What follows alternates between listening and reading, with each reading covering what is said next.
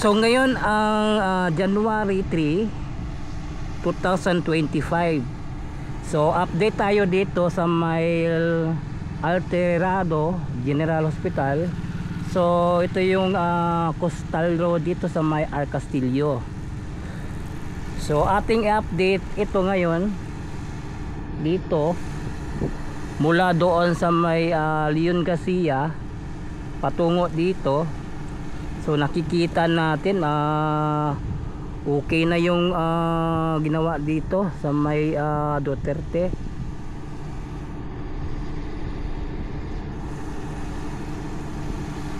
Pati dito sa UBI.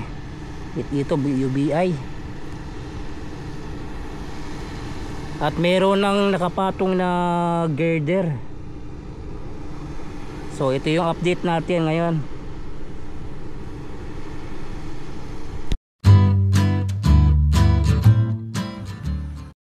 안녕하세요 여러분. 잘 지냈어요? 먹고 싶어? 행복했어.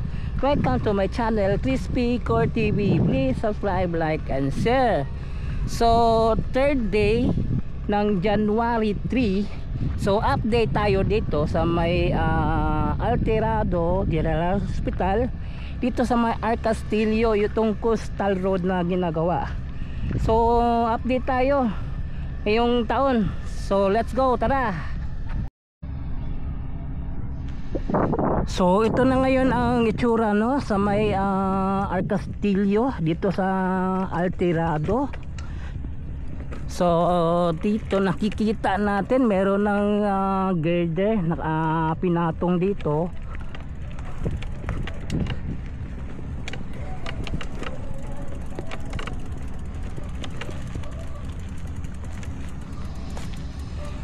So ito yung girder na pinatong dito. So ginawa nila ng tulay para yung tubig dagat makapasok pa dito. Then yung mga bangka dito para makalabas pa sila upang mangisda dito sa dagat. So may binigyan sila ng tulay. So dito nakapatong na pala yung mga girder.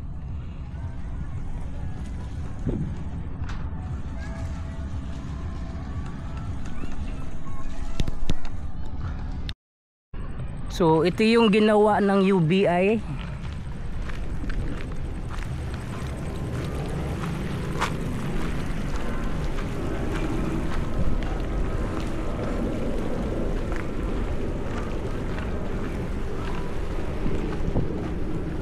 Tingnan natin ilang girder ang pinatong.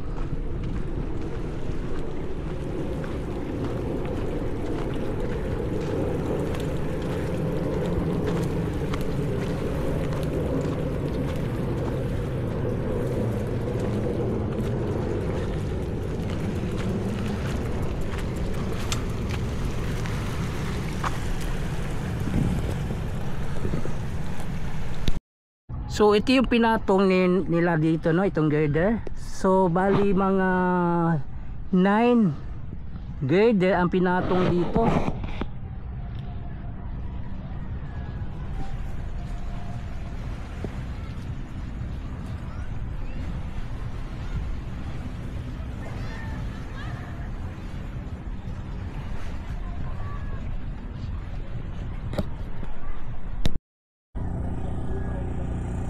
So mula doon sa UBI, then dito yung Bisintilaw.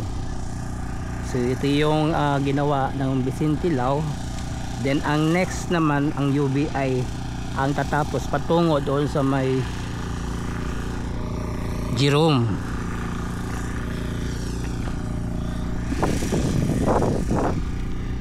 So dito tapos na yung mga gilid-gilid na ginawa. Then dito so preparation sa pagporma dito sa harap ng San Juan.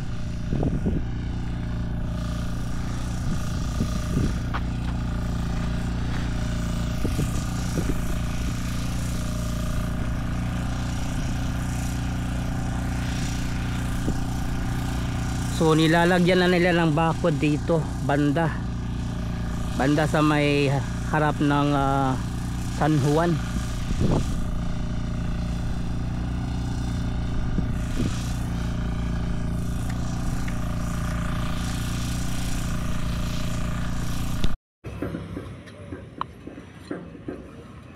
So ito yung nilagay dito na girder dito sa may Altirado General Hospital sa Al Castillo.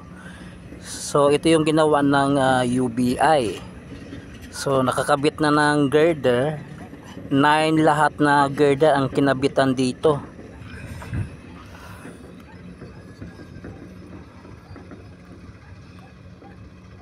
Then ang kulala lang dito is espalto.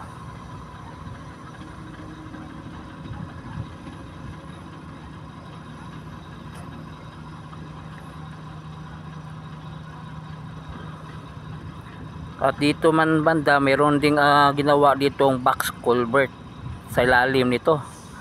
Then ito yung bandang Duterte.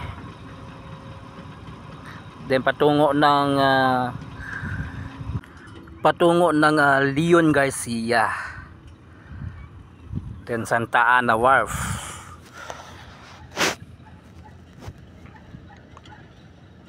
So ito yung update natin dito sa may Altirado General Hospital, Al Castillo.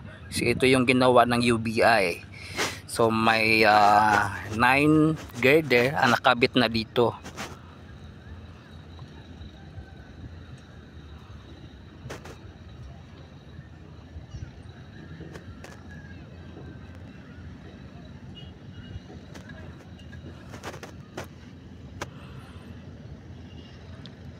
Then andito naman ito yung papuntang San Juan. So ito yung ginawa ng Vicente Lau. So ito dito yung lalanding yung tulay.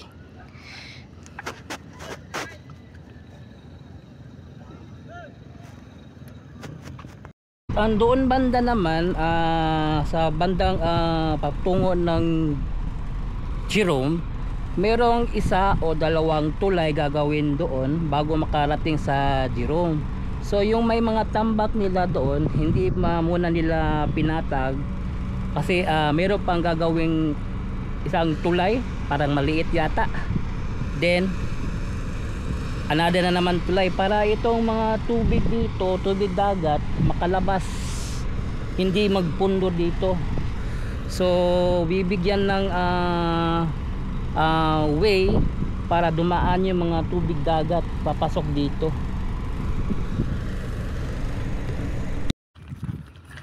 So ito yung segment papunta ng Jerome.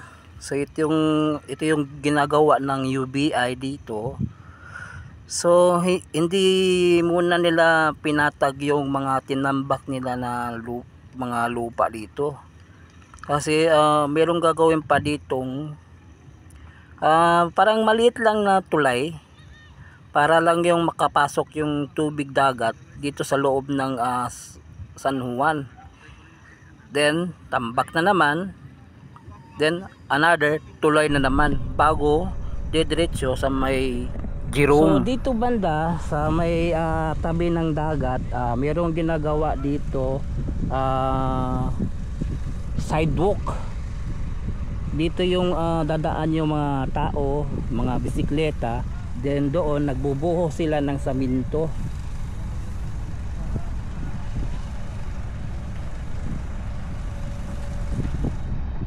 So ito yung seawall dito sa may Coastal Road.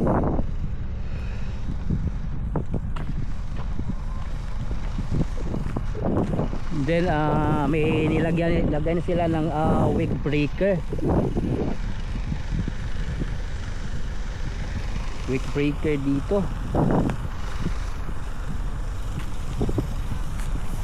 So ito.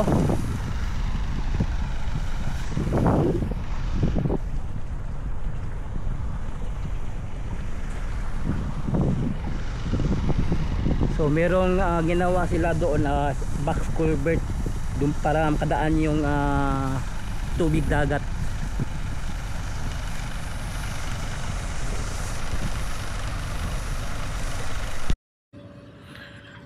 So ito na yung update natin dito na sa may Arcastillo Coastal Road. So malapit na lang ginagawa nila dito sa may Arcastillo, San Juan.